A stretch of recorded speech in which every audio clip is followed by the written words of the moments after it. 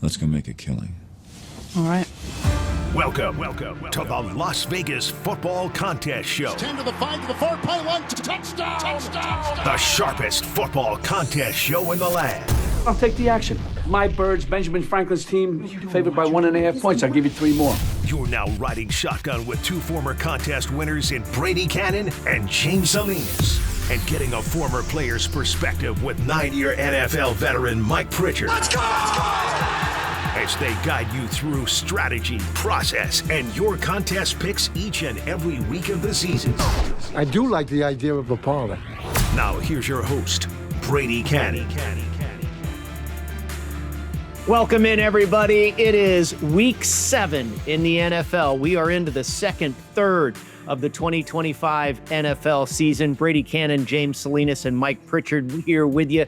Season 2, Episode 9 of the Las Vegas Football Contest Show, brought to you by none other than the contest leaders in the world, the Westgate SuperBook here in Las Vegas, and also, of course, Circa Sports. Welcome in to another edition of the Las Vegas Football Contest Show, and a positive week for the folks in the Super Contest. The consensus going 4-1. Still a struggle in Circa Sports Million, where it was 2-3, and combined, it is still a struggle for the 5 most popular picks in the Against the Spread contest. Now 20, 39-1 on the season, 34%, 19 games under 500. And that is exactly where we reside at 500, well ahead of the pack. We have 15 points out of a possible 30. So we are in the top third of the field. Again, a third of the way into the season, not too shabby. SuperContest College, Black and Purple, D. Fleming 22, and Play It Down, all with 34.5 points. That is a 70% clip through 7 weeks of SuperContest College. And then finally, Circa Survivor. If anybody was eliminated on Thursday night with the Steelers loss, that is very possible. Nobody eliminated in Super Survivor over at the Westgate. They have a remaining 24 entries. Nobody was on the Steelers or the Bengals on Thursday night. And then finally, Circa Grandissimo at last check. 15 entries remain out of an original 69. Gentlemen, let's get into the games. For week 7, yet another global affair in London. The Rams and London's second home. The Jaguars are there once again. I think it's 14 times that team has played in London, but they're an underdog here. The Rams laying 3 points, James. This is the London games. The international games are always tricky for me. I just struggle with trying to figure out which teams have the right mindset when it comes to the travel and just the disruption to their normal schedule. We know football players, most all of us handicappers or just people in general are creatures of habit. And I think for the Rams, what I read was they played in Baltimore last week. They stayed in Baltimore. They're actually currently still in Baltimore. They've been practicing at Camden Yards where the Orioles play. So maybe good for some karma for the Baltimore Orioles going in. There's actually a semblance of competitiveness that's on that field right now. And they're supposed to fly out tonight, land Saturday morning. So I don't know if that's a good thing or a bad thing. Kind of weird to try to figure out that soon or coming in that late and actually have to set your body clock to play. I think that might be maybe a hindrance for them. But the bigger hindrance for this game for the Rams is no Puka Nacua. I mean, everything goes through him. He is by far had the best season as far as a receiver is concerned. Not only catching the football, but the entire offense is circled around him, not only through the passing game, but I think Pritch the running game. And I mean, he's so physical out there, not only as a receiver, but a tremendous blocker. I feel like a lot of design runs are to his side. And on the other side, looking at the Jaguars, all right, how do you handle success? You just beat Kansas City at home 2 weeks ago. All right, you got momentum. You're feeling good about yourself. And you put up 12 points last week at home against a Seattle team that was having to travel across country. Banged up secondary for Seattle going into that matchup. Couldn't take advantage of it. Weren't ready for, not that there were bright lights on Sunday, but the success lights that came on that team. I think this is a game I'm probably going to stay away from. Pritch, how do you feel? Jacksonville's been impressive this year. New coach, Cohen. What's going to go on with Trevor Lawrence this year with this kind of offense, West Coast style offense? I'll tell you this. I played with John Elway, and it was back in 95 when Mike Shanahan got to Denver. And John Elway had been in the league since 83, right? And the guy was a legend. He was a Hall of Famer. He mentioned to me and a bunch of other people how easy football was now that he's running this West Coast scheme.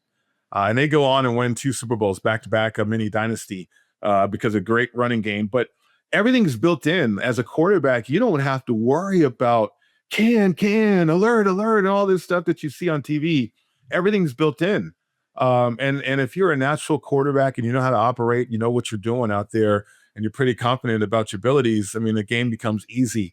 And I'm subtly seeing that from Trevor Lawrence, guys. They got a great running game. ATN has been a solid player. The only thing about this matchup is, what are they going to do with Hunter, the Heisman Trophy winner? Are they going to play him more defensively, which I think they could match up with no Puka Nacua? You're talking about a Rams team that's primarily 11 personnel, and you need those tough blockers on the edge, right? Devontae Adams isn't that. Certainly Tutu Atwell, he's too light in the butt to try to block somebody. So Puka Nacua was a guy who was really involved in a running game, not only blocking, but jet sweeps and setting up other stuff from a play action standpoint. So Devontae Adams certainly has lost a step. This is a comfort game too. I mean, Khan, the owner of Jacksonville, talked about moving his franchise there at one point out to London. But, the international game, I think, is second fiddle, second hat for Jacksonville and this group of guys. Whereas the Rams, they're uncomfortable. Like you mentioned, James, staying on the East Coast, having to deal with injuries, not having your true facilities to rehab guys. And maybe that's going to, hold them back in terms of trying to get on the field. So I like Jacksonville in the game. The number is always tricky, certainly when you're talking about this international game. But I know how we don't really like to hone in on those international games, but I like Jacksonville, but there could be some other choices on the board there, Brady. Well, yeah, let's go down to the next game on the board here, the contest rotation anyway, and that is the Kansas City Chiefs hosting the Las Vegas Raiders, a good old-fashioned rivalry in the AFC West here. The Raiders off of a win. Kansas City starting to look hot, starting to, kind of find their sea legs, if you will, after a slow start. They're at 500, but they are certainly moving up in everybody's power ratings. They get Rashee Rice back this week. Andy Reid's already talked about implementing him into the offense immediately, early and often, and they're laying a big number here to the Raiders. The Raiders have seen a little bit of money. This thing was as high as 13, maybe still some 13s out there. It's 11.5 in the contest. Pritch, I'll throw it back to you. It feels like too many points to me. I made this number around 7.5 or 8, but I don't know if I want to get in front of the Chiefs right now, and I have a hard time backing the Raiders.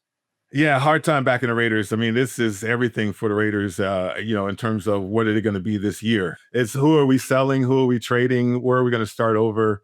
Even some doubts with Pete Carroll starting to come to the surface a little bit. But the Raiders are interesting because they tried to go all in, I think, trying to be competitive with Geno Smith. But I said this a few weeks ago on our show that, Geno needs a DK Metcalf. He needs a Smith and Jigba.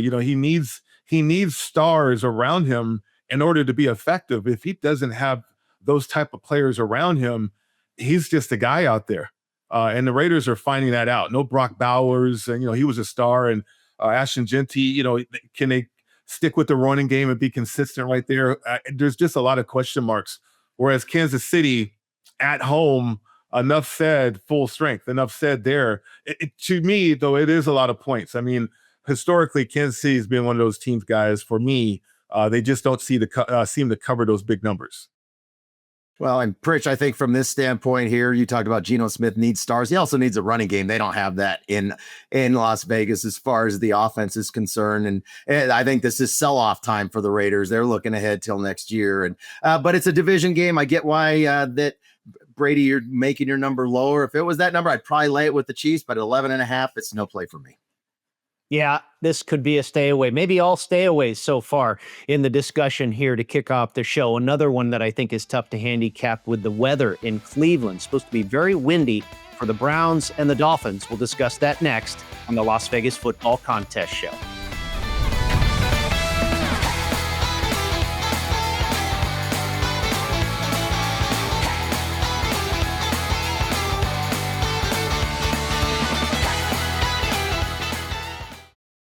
Steiner's, a Nevada-style pub, invites you to play the best keno and video poker in Las Vegas. Promos are how we roll, so make the most of your gaming dollars with ongoing promotions, daily free play, bonuses, and more. With a chance to win Knights, Raiders, Aviators tickets, and big money with all those jackpots. It's not only great gaming at Steiner's, it's the 24 awesome rotating draft beers and the best appetizers to match. Steiner's, the Nevada-style pub, with 3 locations across the Vegas Valley. Steiner's, I love this place. San Diego is home to Wolfpack Hospitality Restaurants, located in beautiful La Jolla. Stop by Cove House, Shore Rider, and Dough Mama Pizzeria on your next trip. Visit Cove House, a top 100 brunch in California, or Shore Rider, serving up margaritas, fish tacos, and a vibe that will make you feel like a regular in no time. For a slice of New York-style pizza with a California twist, it's Dough Mama Pizzeria, where the wings and pizza draw compliments from around the world. Go to wolfpackhospitality.com, and we will look forward to seeing you at Cove House, Shore Rider, and Dough Mama Pizzeria. Welcome back to the Las Vegas Football Contest Show presented by Circa Sports and Westgate Las Vegas SuperBook. Brady Kannon, James Salinas, and Mike Pritchard with you, making our way through the contest card for Week 7 in the NFL. And we get to Cleveland, Ohio, where it is supposed to be very windy, and the Browns are a favorite over the visiting Miami Dolphins. A lot of turmoil right now in Dolphin country. A tough loss last week at the last minute to the Chargers. James, I'll start with you on this one. Boy, how many viewers are they going to have for the Dolphins and the Browns on Sunday? Just the family and the degenerates that are betting on this game, probably. And I mean, if I'm betting on it, I'm watching it, but I don't think I want to subject myself to this. Bad football teams, obviously from Miami, it goes deeper than just the lack of talent there. They actually have they have a handful of talent there, not so much on the defensive side, but this is a fractured football team. And this is a team that we saw last week, Tennessee's coach Callahan getting fired. Is this going to be the next one up there with McDaniels there in Miami? Potentially. I mean, this is a team that there's no leadership right now. It's rudderless. You're seeing Tua going up, post-game comments going on about guys not showing up for team meetings, and those things need to be addressed in-house, but obviously that's not happening at the higher levels when it comes to the coaching staff. So he's trying to fit that leadership role, but I don't think that's going over well. He had to obviously go back and walk those comments back. So a lot of other things going on outside of just focusing on football. And I think for the Browns, you talked about the weather, Brady. Yes, I'm looking at the current weather report for this Sunday in Cleveland. It says definite rain showers of 90+%. So it is going to rain. And it looks like it's going to be we've seen it in Cleveland, those ugly rain showers that come in, and it's pretty heavy as well as windy. It's going to be winds in the 20s with gusts up to 30. So not conducive for a team that needs to throw the football in Miami, as opposed to a Cleveland team that needs to run the ball. They haven't been able to run the football, but they're going to have to rely on that. It's going to be a sloppy track there with Cleveland favored. I don't know how many times we would see Cleveland being favored this season, but this is definitely one. I agree with the move. If I'm playing the game, don't know if I probably won't, because if I do, then I'll have to watch it. I don't want to subject myself to something that early in the morning to turn my stomach for the later afternoon games, Pritch. But I think here it's Browns or nothing for me. Yeah, I got big highlighted, circled, and underlined, stay away from this game.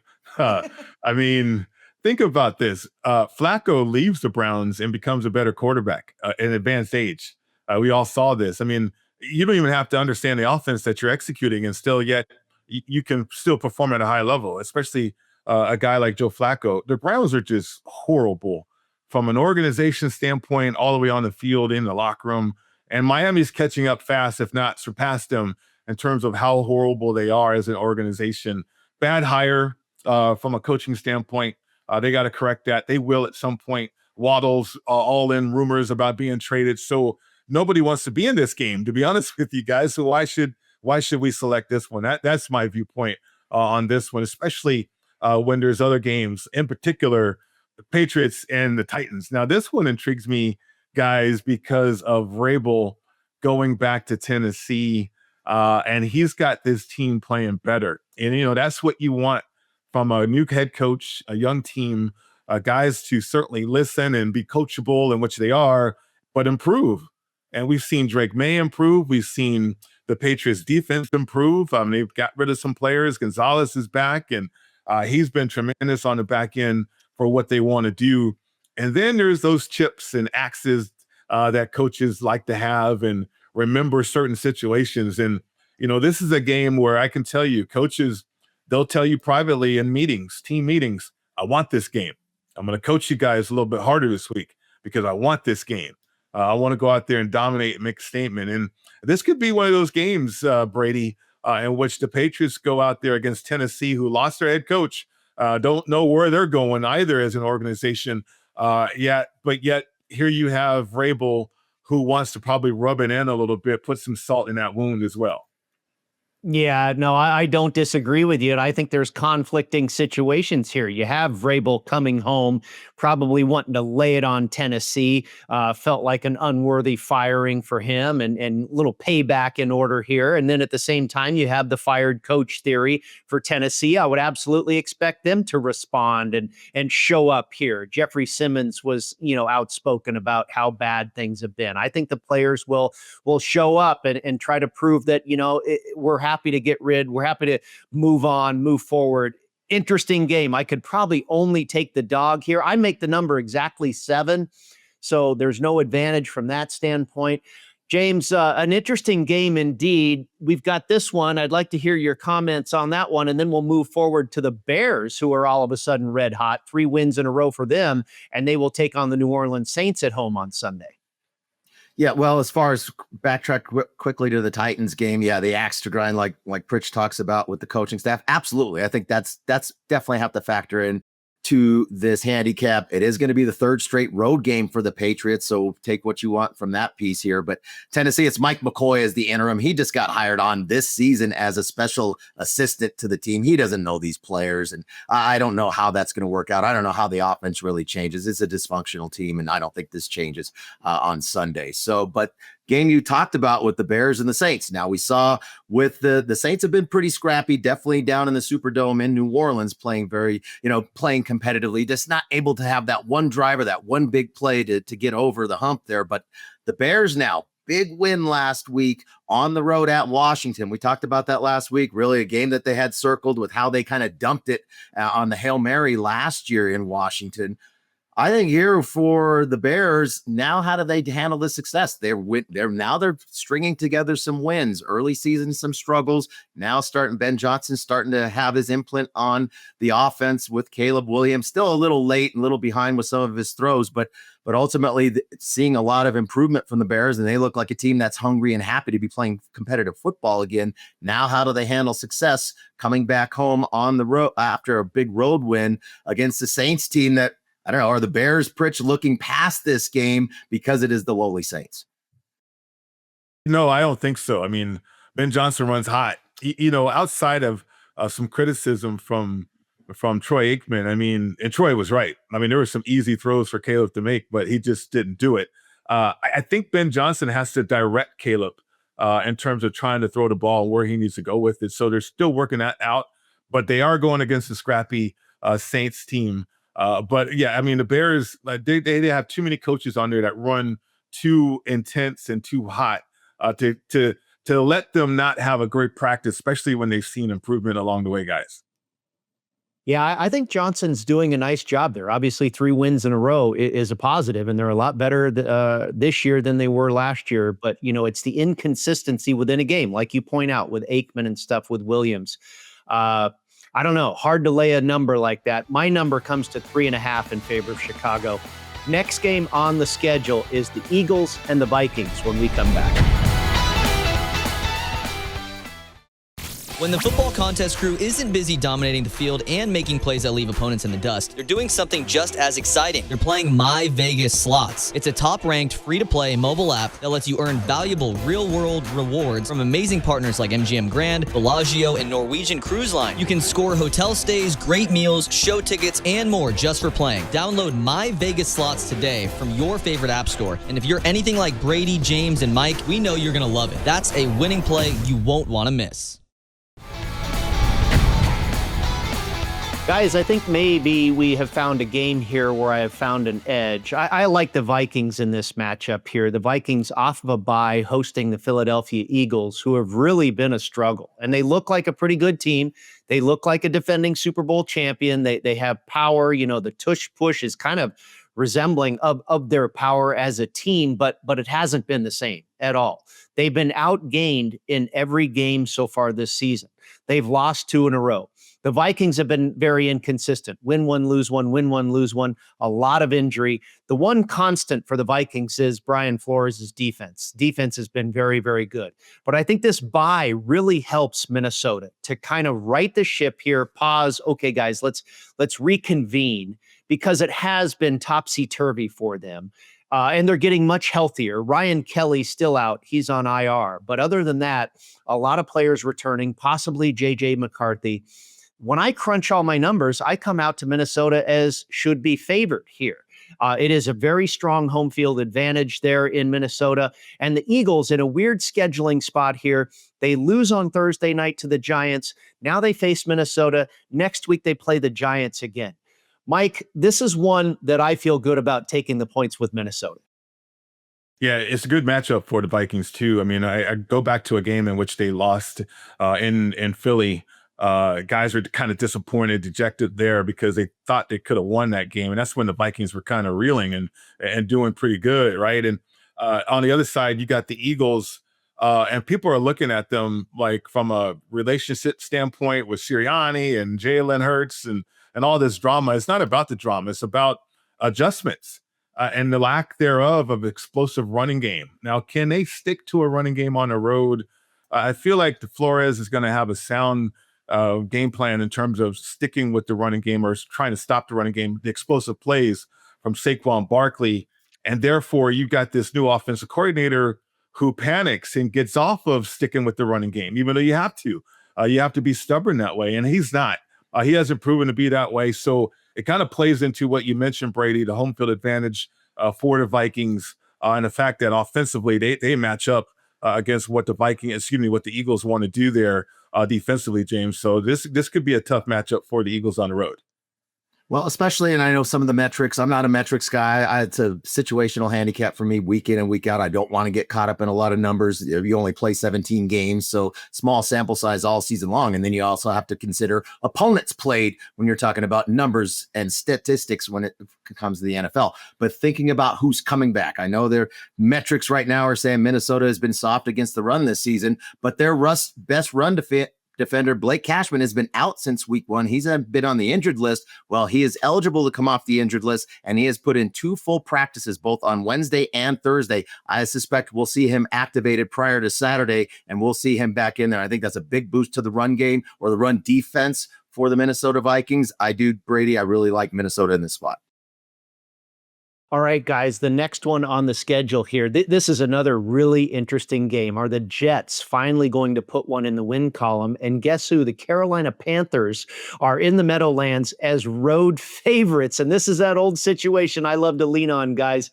Home dog that wins outright. The Carolina Panthers upset the Dallas Cowboys last week. Now they go into the role of road favorite. James, are the Carolina Panthers really justified in being a road favorite over anybody? Over the Jets, yes. It's the New York Jets. If you got up in the morning, you had your Baileys and coffee or whatever you needed to get going to have that early game with the Jets and the Broncos. I mean, it was real clear there is absolutely no confidence offensively in Justin Fields. I mean, it was the 2-minute drill for the Jets last week. They had the football. They actually went for a fake punt in their own territory just so they wouldn't have to just so they wouldn't have to play defense. I mean, both offense and defense, they didn't do anything with the football. Jets just sat on it and let the last 45 seconds expire so they didn't have to run a play. I don't know if that shows lack of confidence in the defense. Obviously, it does in the offense. I mean, they've really dialed it back with Justin Fields. Can't throw the football there. I think this game, if the Jets, Pritch, don't get off to a quick start here, playing there in New York, those fans are going to turn on the Jets. I'm sure they got their paper bags in hand, ready to put those on over their heads, and it's not going to be boo earns that they're saying. I mean, they are going to let the home team have it. I think for the Panthers here, trying to string together 3 wins. The last time they put 3 wins together was in 2021. So something to be striving for the Panthers. It's Carolina or nothing for me, Pritch. Yeah, I mean, the Jets are the Jets, and I think about it. They had one good run since Joe Namath, and that was with Bill Parcells a little bit, and then Rex Ryan, right? I mean, just bits and pieces, but they don't even have that. I mean, Justin Fields tries to turn professional football into Pop Warner and you can't do that. You have to have some structure and certainly some continuity. But yeah, no, this is all about Carolina. Whether or not they certainly being competitive isn't the question. Can they cover that number though? It's a tough one for me. I'll tell you what, I don't know if we're going to get there, but hold your nose, boys. I think the Jets find one. I think the Jets put one in the win column this week. We will see. We turn to the late slate, the Chargers and the Colts. We'll discuss that one when we come back on the Las Vegas Football Contest Show.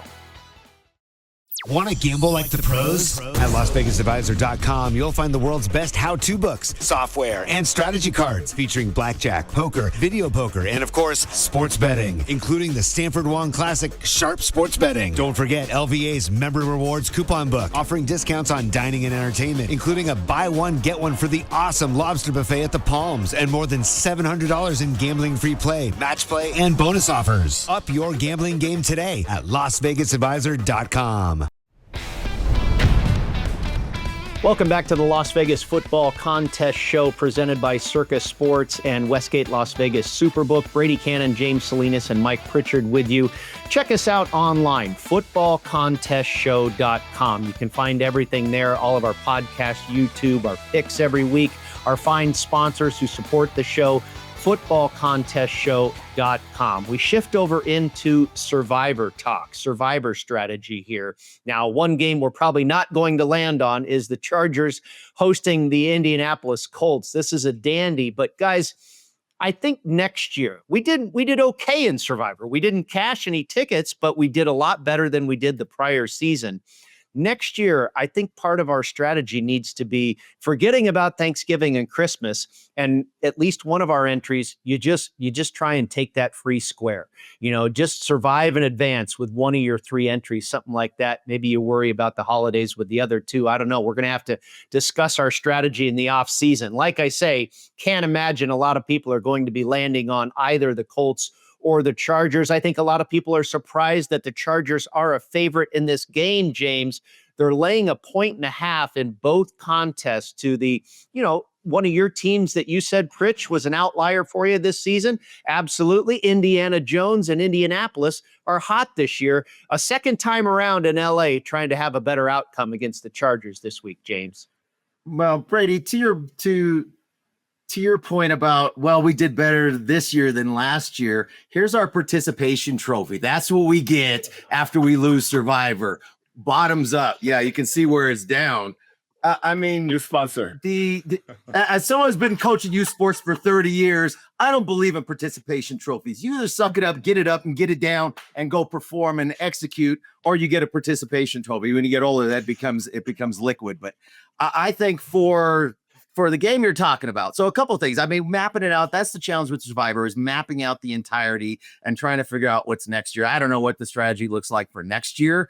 So let's just focus on week 7 and a couple things. So the game you mentioned with the Chargers and the Colts. The Chargers have been, it's been because of the injury bug, and especially up front. The offensive line has been absolutely decimated. They lost Slater coming into the season. Great left tackle, had to do a lot of shifting. Joe Alt moved over to left tackle. He was tremendous. He's a tremendous football player, period. But high ankle sprain. He's trying to give it a go this week. I don't think he's going to be out there. Big fella, only 3 weeks removed from a high ankle sprain. I don't think he gets out there. That's going to be an issue going forward until that offensive line starts to get healthy. We know they lost their Marion Hampton, their rookie running back. So a lot of issues from the standpoint of being able to have any balance offensively for the Chargers. I think the other piece is going to be, what do they look like defensively? This has not been the same defensive team since Khalil Mack went out with his elbow injury against that Raiders on, I believe, is Thursday night. But he's designated as eligible to return from IR. He's cut a couple of limited practices in. I'm not sure if he's going to be in there, but I think that's going to be key, especially what we've seen with the running game out of the Colts and the balance that it's really provided Daniel Jones to throw the football. His best rookie, the rookie tight end Warren, has been as good, if not better than advertised, leading the team in receiving yards right now, but great balance. And I think that's the issue for me in this game. The offensive line for the Chargers, I think it's going to be a highly competitive game. Give the lean to the Chargers as far as the kicking game is concerned.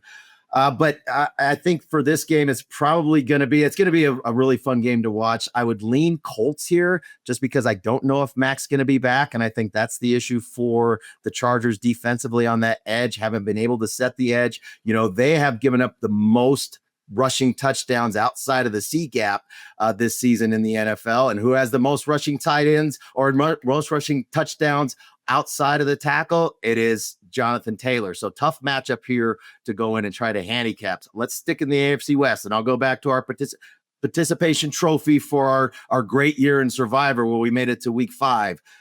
When it comes to this game with the Broncos, we had mapped this out a while back, and we took the Broncos on that Monday night against the Bengals, thinking, well, where else would it be a better place to be and take them? And could this potentially be a spot? This game coming up on Sunday, hosting the New York Giants. However, I didn't like that spot just based on the travel for the Broncos. The Broncos coming back from London after last week's really ugly football game, especially offensively for Denver, Pritch. But here also, not only the London trip, but that was their 4th game in 5 weeks on the road. So you could kind of see a weary effort, especially in the first half out of the Broncos. This would not be a spot in Survivor that we're talking about here that I would want to play, Pritch. How about you? No, not at all. I mean, they stumbled a little bit across the ocean too, right? So offensively, I mean, defensively, they won that game. This is going to be a defensive matchup, and it's a good matchup for the Giants, believe it or not. This is going to be a sweat. I don't know what the availability is for the Broncos at this point, because I know at the beginning of the year in Survivor, a lot of people sided with the Broncos, but now you're trying to avoid the holidays with Green Bay. And you're right. I mean, game theory is going to be in full display this week. And we'll find out a lot about the people that are still remaining in Survivor with the chops and how they get through. You can't avoid the rate of elimination. It's going to happen either at the beginning of the contest, in the middle of the contest, or certainly at the end of the contest through the holidays, through the gauntlet. But it's the most exciting contest to me out there. We'll be better in the future. A couple of things, though. Going back to why I thought the Colts were an outlier, you go back to how they're built. They're built inside out, the line of scrimmage, and all they needed was a quarterback. They thought it was going to be AR, but it wasn't. I mean, that was such a bad draft pick. But they did find a guy who fits perfectly with what Shane Steichen wants to do, and that was Daniel Jones. And my thing was about Daniel Jones is if he can just come close to Alex Smith at all, this could be a nice year for the Colts, and that's come true because they're solid in the trenches. You go to the other side, the Chargers are 6th from the bottom of the league in terms of run-pass ratio. They throw the ball almost 65% of the time, and if you know Harbaugh, he wants to run it, but he can't run it. He won a national championship in Michigan running the football. He got to the Super Bowl in 49ers running the football. He can't run it. And so now everything relies on Herbert, and now you're one-dimensional too. And for a good team like the Colts, I mean, that kind of sets up well. But yeah, the Broncos, depending on availability, Brady, it could be a popular Survivor situation. But to me, that game is a sweat. Yeah, no doubt about it. And I think you make a great point. The Broncos were used heavily by ourselves included, but there was a couple 3 weeks where the Broncos looked like a good Survivor choice, and they have not yet disappointed. This is another opportunity. And Mike, you also point out, look at all these teams that are big favorites this week that are playing on the holidays. The Chiefs, the Packers, the Lions. I mean, who are you going to use this week? I think, guys, I'll throw it back to you, Pritch. I think the Patriots could be a popular play. They're a 7-point road favorite. But again, if you're of the strategy where you're saving teams for Thanksgiving and Christmas, who else are you going to use, Mike? I know. At this point, you got to get there too, right? And once you get to the holidays, okay, well, what do I need to do? Certainly, I need some teams available because you have the holidays and you have that other week, and then you have the next holidays, similar situation there. I think the Patriots could be a play because they are improving, but then also I've seen Survivor, which people just fade a bad team. And now, I mean, how worse can it get for the Titans when they were already bad? And now you have a head coach that comes in that nobody knows, and he doesn't know any of those players. Typically, it's a it's a guy like a special teams coordinator who's very familiar with every single body on the team, to where you can kind of push buttons and you kind of know somebody. But I mean, I don't know. This is, the Patriots are playing well. They're undefeated on the road. That could be a pick for a lot of people or a lot of teams, especially if you're trying to hold back on some of those teams that are going to participate in the holidays. Yeah, that'd be what I'd be advocating for, would be the Patriots. Just this spot here, the axe to grind with the coaching staff, the dysfunction that's going on with the franchise there in Tennessee, and needing to save those. I mean, you can say, well, we'll just win and get to, and then figure it out from there. But if you don't have any teams come holiday time, yeah, you're going to be hitting that bottle of bourbon, and that you'll bottom out with that, because you don't have any teams come Thanksgiving morning. So it's a tough road to navigate, Brady, and better luck next year, partner. Bourbon, holidays, participation trophies, all of the above. Circa Survivor will make you crazy. We're talking about an NFC East battle in Dallas next on the program, the Las Vegas Football Contest Show.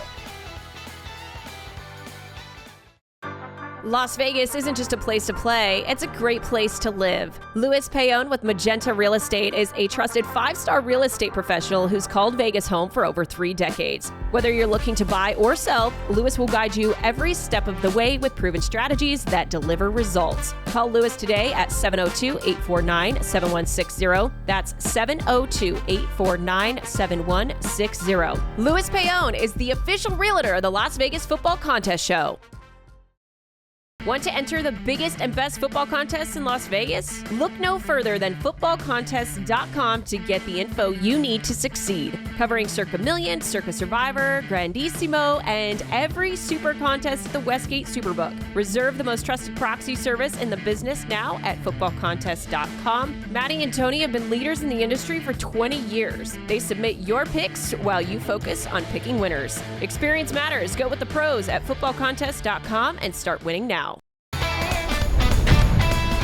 All right, gentlemen, I'm going to get on my soapbox here. We were successful last week in going against the Washington Commanders. My reasoning there, one reason, it was, of course, the revenge game, the Hail Mary blunder, all that good stuff. But Dan Quinn, the head coach of Washington, is so good in division games, and he is equally poor the week before. Maybe it's because he's so focused on the division games. And now here we are in Dallas for a division contest, and I want to be firmly planted on Dan Quinn. You go back into his coaching career. He was an assistant at Seattle, got the head coaching job at Atlanta. What did he do to the NFC West as head coach of Atlanta? He was basically unblemished against the spread. Then he gets hired as the defensive coordinator for the Dallas Cowboys. What did he do against his old division, the NFC South? Again, basically unblemished against the spread. When he was with Dallas, what did he do against the NFC East when he started with Washington? Again, he is exceptional with familiar opponents, and in this case, specifically the NFC East. And oh, by the way, his offensive coordinator, Cliff Kingsbury, a perfect 7-0 against the spread against the NFC East when he was the head coach of the Arizona Cardinals. These guys know this division. I think Dallas is a phony. They have probably the worst defense in the league. I think Washington is the superior team. James, I know they don't have all their moving parts here. They are a little bit banged up, but I think Quinn and company come into Dallas this week and put it on the Cowboys. Well, I think Dan Quinn's going to need to take that backwards baseball cap off his head and put a helmet on and go play a wideout, because I don't know who's going to catch the football for Washington. They are absolutely devastated at the receiver position. Now, also at the running back group, too. So think about McLaren's already been ruled out, so he's not going to play again for the Washington Commanders in this matchup. Deebo Samuel did not practice so far this week. He's had a heel issue, so he's been playing through it, but we saw it on Monday night. We've seen the last couple of weeks. He is definitely not anywhere close to full strength. He is really hindered and hampered with that heel injury. And then you think about the other side back in the backfield. Now they're down to their third string running back. They lost Eckler early in the season. They traded away Brian Robinson. I think they were feeling like they were good in their backfield. And now you've got the rookie now having to come out and be the lead for this Washington offense rushing the football. The young fella, Merritt, has put it on the ground. His carries a boost the last 2 weeks. He's also put it on the ground the last 2 weeks. So I think there's a little shaky confidence going in there, not only giving him the football, but him getting the ball and being able to have two hands on that ball. Now you're going to rush, like you said, against one of the softest defenses in the league for the Cowboys. But I think in this matchup here, Pritch, man, Cowboys are going to go, they want to play in the 30s. That's what they do. They're going to be able to throw the football. CeeDee Lamb probably most likely will be back. I saw his practice report. Not only I saw him practicing yesterday and look sharp, running through his cuts. I think that high ankle sprain is good to go. I think he will be on the field, an extra dimension for that Cowboys passing attack. It's going to be a shootout because that defense is so soft for the Cowboys. But talk about somebody that's familiar with opponents. So is Dak, and Dak's very familiar with Washington. He is 11-2 against Washington, winner of 7 of the last 8 games that he started against them. And in those 8 starts, 27 touchdowns versus 5 interceptions. So Dak's going to put some points on the board. I just don't trust the Commanders to be able to match touchdown for touchdown. It's not a great defense on the other side, so it's really going to all fall on Jaden Daniels' shoulders to have to carry this team offensively. I think that's tough to do for 4 quarters when we know the Cowboys are going to score repeatedly, Pritch. Yeah, it really is. And I can see your reasoning, Brady, in terms of Quinn and his track record. But that's at full strength too. I think in a lot of those instances where you got a McLaurin, right, and you got a Debo that's kind of healthy, and okay, we got our young quarterback, our gunslinger against your experienced gunslinger. Because Dallas, they are a powerful offense. I mean, Dak Prescott, his track record, and he's a double-digit winning quarterback through a regular season. He averages double digits for a regular season as a quarterback, as starter. And he's for good reason. I mean, he's got a lot of good people around him. Daniels, he's going to be effective in running the football too, because I think Dallas is that soft defensively. If they can slow the game down to where it's not that pure shootout with Ertz out there, and the fact that Daniels can run the ball, and maybe you'll see some turnovers in this one too. You see that game being a tighter game. But without all that, if Dallas can neutralize Daniels a little bit, now it does play into what Dallas, they're going to give up points. I agree with what James talked about. This one is all about the quarterbacks for me. And the firepower that Dallas has is really tipping the scale that way. But I can't deny what Brady mentioned with Quinn. And the fact that you do prep for this and you do get ready for this game. This division's wide open too, guys. And this game is going to be so pivotal as to who's going to decide, I think, later on in the year who's going to win this division. Yeah, I think you can make cases for both sides. And James, you point out some good information there with Dak's success against the Commanders in the past. Let's move on to Arizona, where Kyler Murray will probably not play again. Looks like it'll be Jacoby Brissett leading the way for the Arizona Cardinals, hosting the Green Bay Packers. I think the line reflects the fact that Murray is not expected to start. The Packers laying 6.5 points here. And James, this is one you brought up we saw last year in Lambeau, where the Green Bay Packers really put it on Arizona. Yeah, I think they probably do the same thing here. I mean, the Cardinals have major issues offensively, not only at the quarterback spot but they're hurting at the running back position. And it's just the team that they gave a pretty good effort last week there in Indianapolis, but I don't think we saw the full Indianapolis Colts effort on the other side of the football. They did what they had to do to get through it.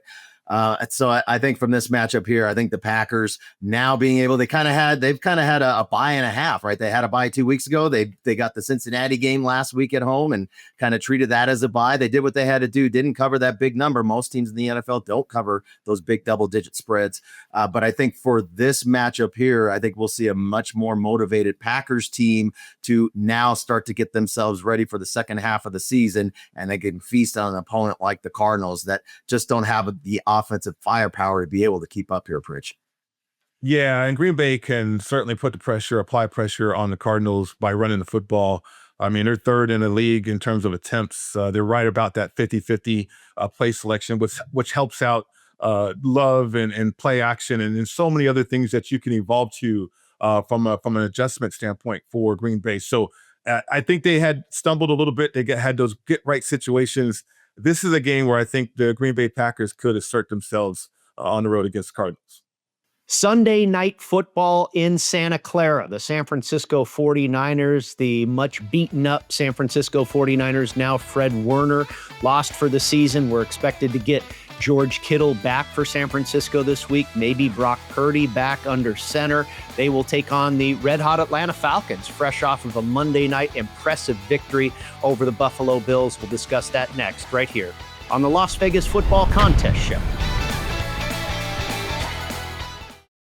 Looking for your next ultimate golf experience? Discover Valley High Golf Club, a tropical paradise on the Las Vegas Strip, featuring lush greenery, water features, Balinese tropical plants, white sand, and black volcanic rock, creating an enchanting atmosphere. Valley High creates a memorable golf experience for a typical foursome, a group celebrating a bachelor or bachelorette party, or your next corporate outing. It's award-winning golf on the Strip, Vegas style. Book your ultimate golf experience now at valleyhighgolfclub.com. Welcome back, everybody. The Las Vegas Football Contest Show presented by our friends at Circa Sports and Westgate Las Vegas SuperBook. It is time to get to our card, our selections against the spread for Week 7 in both the Circa Sports Million and the Westgate SuperContest. We're going to go with the same 5 teams. There is a different point spread in one of them. We're going to go with the Minnesota Vikings catching 1.5 in both contests. The New York Giants getting the full 7 in both contests. The Detroit Lions on Monday night laying 5.5 in both contests. The Falcons, here's a discrepancy. Sunday Night Football, we're going to take the 2 points in the SuperContest. We're going to take 1.5 in Circa Sports Million. And then finally, we're going to go against the grain here a little bit, maybe, and take the Tennessee Titans. Yes, hold your nose, gentlemen. The Tennessee Titans getting a full 7 points in both contests. James, you were the one that kind of gravitated towards the Falcons on Sunday night. Let's talk about that game going on in Santa Clara against the 49ers.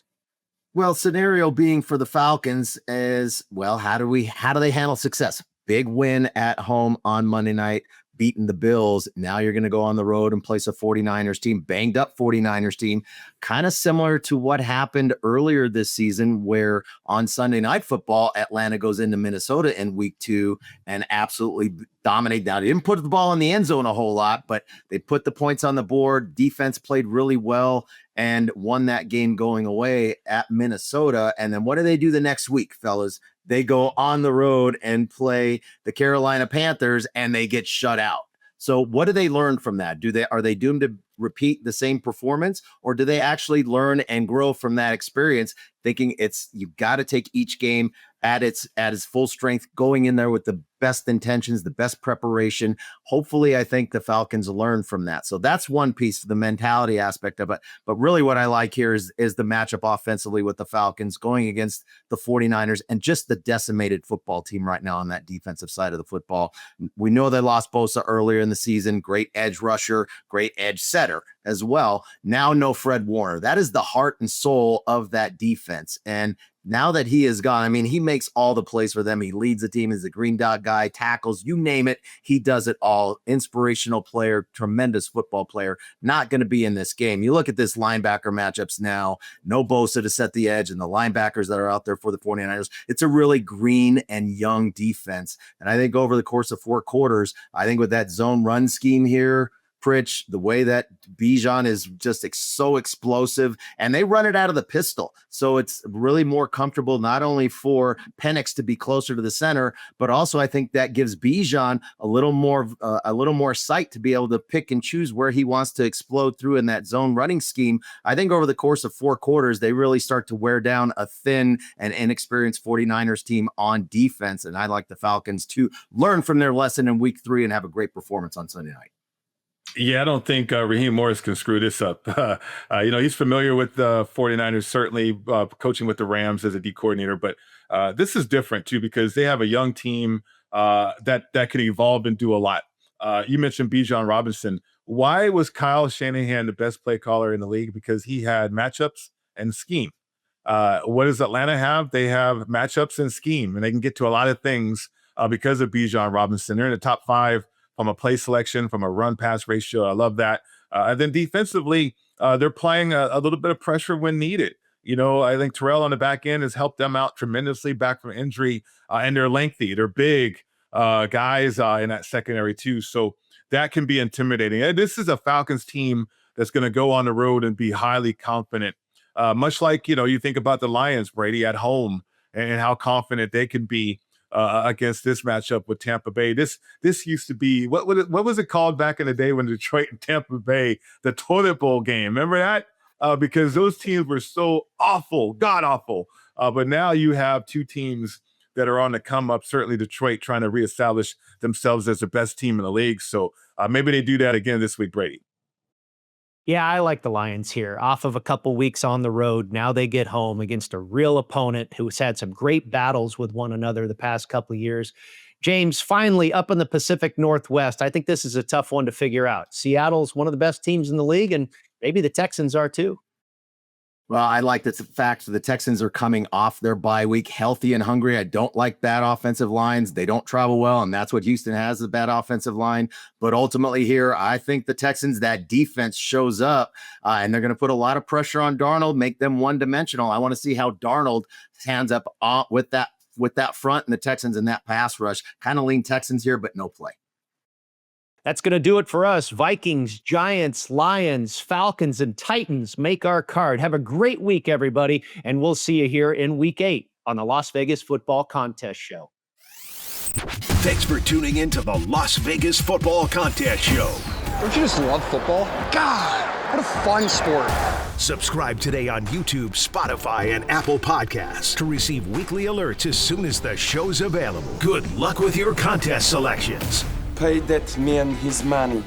And we'll talk to you next week.